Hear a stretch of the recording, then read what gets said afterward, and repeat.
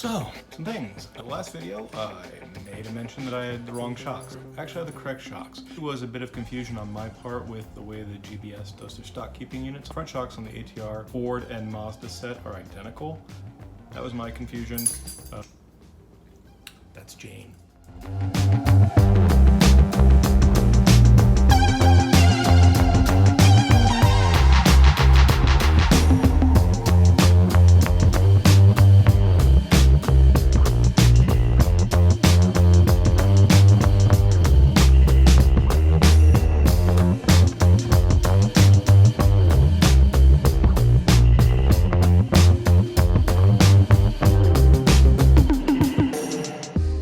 Tip, put some vacuum caps on these guys. If you don't, you are going to gouge the shit out of yourself. Safety first.